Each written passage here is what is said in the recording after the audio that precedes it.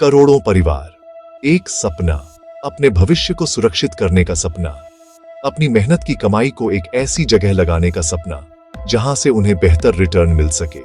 यही सपना देखकर करोड़ों लोगों ने सहारा इंडिया में अपनी गाढ़ी कमाई लगा दी।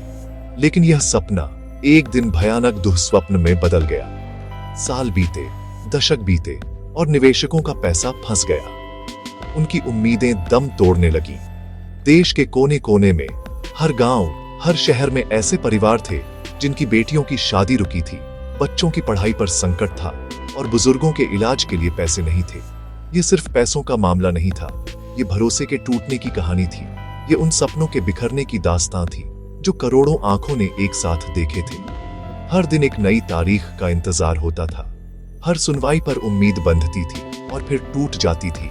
निवेशक दर दर भटक रहे थे, दफ्तरों के चक्कर काट रहे थे, लेकिन हर जगह से उन्हें सिर्फ निराशा हाथ लगती थी। कई लोगों ने तो उम्मीद ही छोड़ दी थी।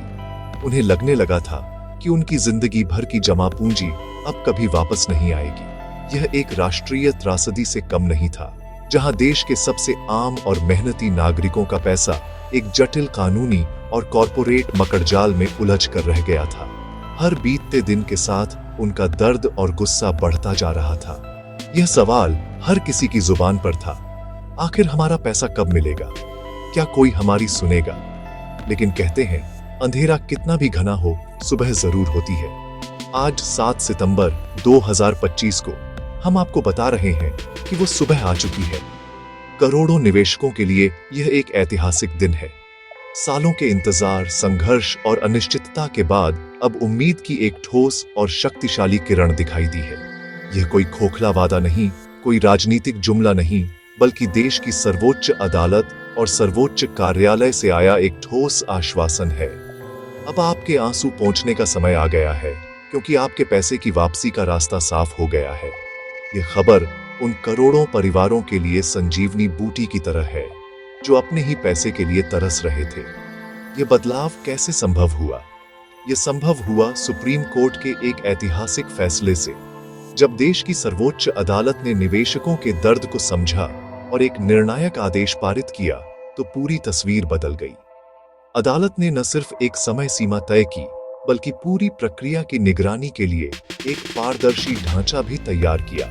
सहारा सेबी रिफंड खाते से 5,000 करोड़ रुपए की पहली किश्त जारी करने का आदेश एक मील का पत्थर साबित हुआ।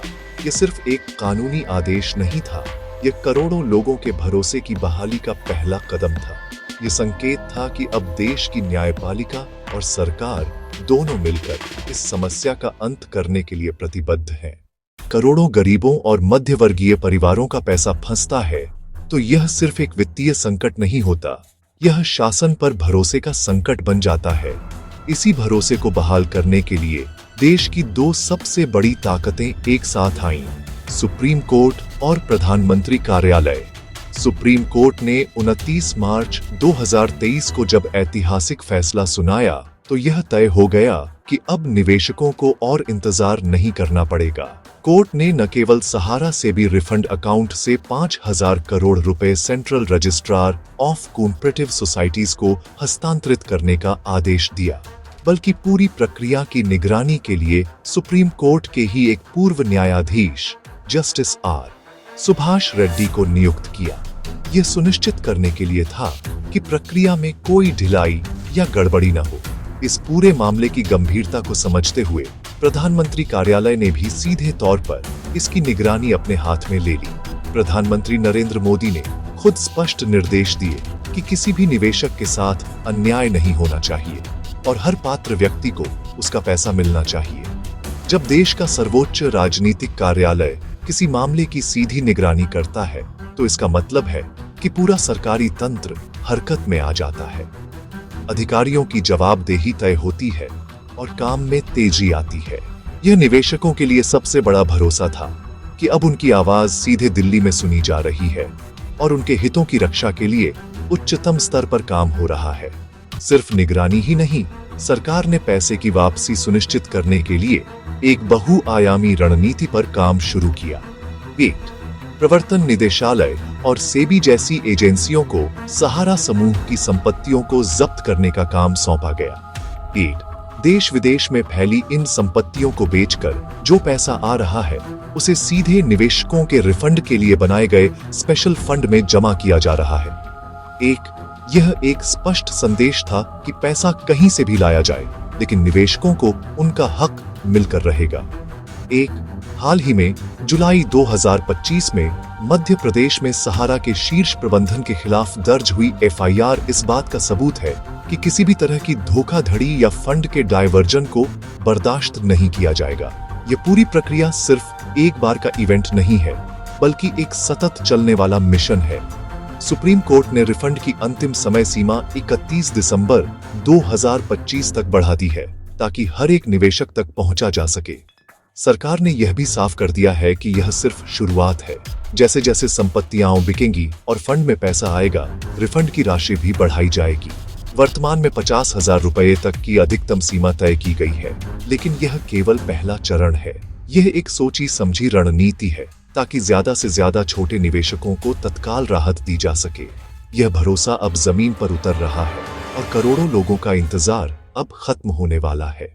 फंड प्रक्रिया में सबसे बड़ा बदलाव है इसकी पारदर्शिता और सरलता। सरकार ने यह सुनिश्चित किया है कि निवेशकों को अपना पैसा वापस पाने के लिए किसी दफ्तर के चक्कर न काटने पड़े, किसी एजेंट या बिचौलिए के आगे हाथ न फैलाना पड़े। इसके लिए 18 जुलाई 2023 को CRCS सहारा रिफंड पोर्टल लॉन्च किया गया। यह एक पूरी तरह से ऑनलाइन और डिजिटल प्लेटफॉर्म है, जहां कोई भी निवेशक अपने घर बैठे अपने मोबाइल फोन या कंप्यूटर से रिफंड के लिए आवेदन कर सकता है। यह डिजिटल इंडिया की उस ताकत का प्रदर्शन है जो अब देश के आम आदमी की सबसे बड़ी समस्याओं को सुलझाने के काम आ रही है।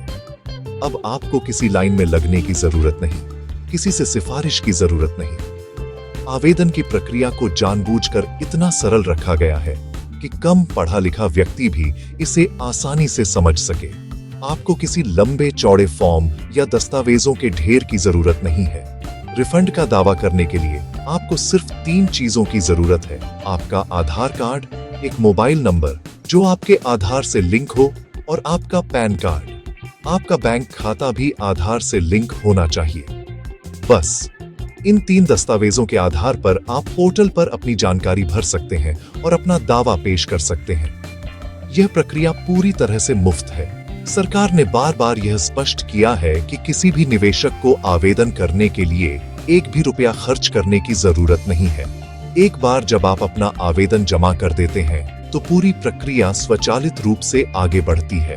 आपके द्वारा दी गई जानकारी का सहारा की सोसाइटियों के डेटाबेस से मिलान किया जाता है।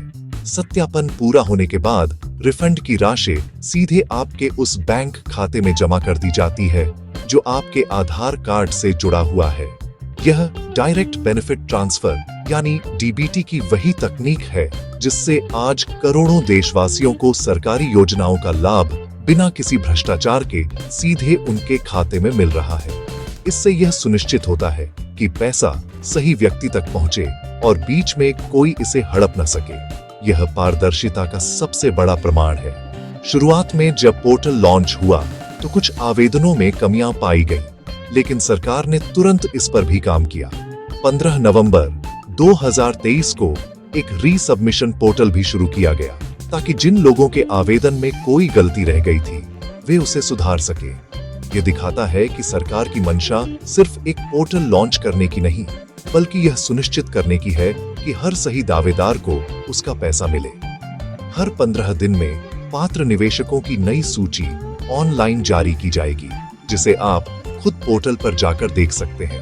अब आपको किसी से पूछने की जरूरत नहीं, सारी जानकारी आपकी उंगलियों पर उपलब्ध है। यह है नया भारत, जहां तकनीक आम आदमी को ताकत दे रही है। इस विशाल रिफंड प्रक्रिया का दिल है इसकी मानवीय संवेदना। सरकार और सुप्रीम कोर्ट दोनों ने यह स्पष्ट कर दिया है कि इस प्रक्रिया में प्राथमिकता उन लोगों को दी जाएगी जिन्हें मदद की सबसे ज्यादा जरूरत है। इसीलिए सबसे पहले उन छोटे निवेशकों को पैसा लौटाया जा रहा है जिनका निवेश 10,000 रुपए या उससे कम है। यह एक बहुत महत्वपूर्ण और सोचा समझा कदम है। यह वे परिवार हैं जिनके लिए कुछ हजार रुपये भी बहुत बड़ी मायने रखते हैं। यह पैसा उनके बच्चों की स्कूल की फीस हो सकता है, उनके घर का राशन हो सकता है, या किसी बीमार सदस्य की दवाई हो सकती है। सरकार का लक्ष्य है कि सबसे पहले सबसे गरीब और जरूरतमंद परिवारों तक तत्काल राहत पहुंचाई जाए। यह प्रक्रिया किस्तों में चल रही है। पहली किश्त में 10,000 रुपए तक का भुगतान किया गया। जैसे जैसे और फंड उपलब्ध हो रहा है, इस सीमा को बढ़ाकर 50,000 रुपए तक कर दिया गया है। फरवरी 2025 तक के आंकड़े बताते हैं कि लगभग 13 लाख जमाकर्ताओं को 2,300 करोड़ से ज्यादा की राशि लौटाई जा चुकी है। यह सिर्फ एक आंकड़ा नहीं है, यह 13 लाख परिवारों की मुस्कान है, उनके टूटे हुए भरोसे का फिर से जुड़ना है। ये इस बात का सबूत है कि सिस्टम काम कर रहा है। बड़े निवेशकों को भी धैर्य रखने की जरूरत है। सरकार ने आश्वासन दिया है कि यह सिर्फ पहला चरण है। छोटे निवेशकों को राहत देने के बाद बड़े भुगतानों का चरण भी शुरू होगा। इस पूरी व्यवस्था को जमीन पर उतारने से पहले इसकी पूरी तरह से टेस्टिंग की गई। बिहार, उत्तर प्रदेश और झारखंड जैसे राज्यों में ट्रायल रन किए गए। कुछ चुनिंदा निवेशकों के खातों में छोटी छोटी रकम जमा करके यह परखा गया कि क्या सिस्टम सही ढंग से काम कर रहा है, क्या पैसा सही खाते में और सही समय पर पहुंच रहा है। इस सफल परीक्षण के बाद ही इसे पूरे देश में बड़े पैमाने पर लागू किया गया। यह सरकार की उस प्रतिबद्धता को दिखाता है कि वह कोई भी काम जल्दबाजी में या बिना तैयारी के नहीं करना चाहती। लक्ष्य सिर्फ पैसा लौटाना नहीं, बल्कि एक ऐसा फूल प्रूफ और पारदर्शी सिस्टम बनाना है जिस पर हर कोई भरोसा कर सके। सबसे जरूरी बात जो हर निवेशक को याद रखनी है, यह प्रक्रिया पूरी तरह से मुफ्त और डिजिटल है। अगर कोई भी व्यक्ति, कोई एजेंट या कोई बिचौलिया आपसे यह कहता है कि वह आपका पैसा जल्दी दिलवा देगा और इसके लिए आपसे पैसों की मांग करता है, तो तुरंत सावधान हो जाए। यह एक धोखा है। सरकार ने स्पष्ट चेतावनी दी है कि ऐसे लोगों के झांसे में न आए, और अगर कोई आपसे पैसे मांगता है तो तुरंत उसकी शिकायत करें। आपका पैसा सुरक्षित है और यह आपको सरकारी प्रक्रिया के माध्यम से ही मिलेगा। सुप्रीम कोर्ट और पीएमओ की सीधी निगरानी में चल रही यह रिफंड प्रक्रिया करोड़ों निवेशकों के लिए सिर्फ पैसा नहीं, बल्कि न्याय और उम्मीद लेकर आई है। आपका लंबा इंतजार अब सच में खत्म हो रहा है।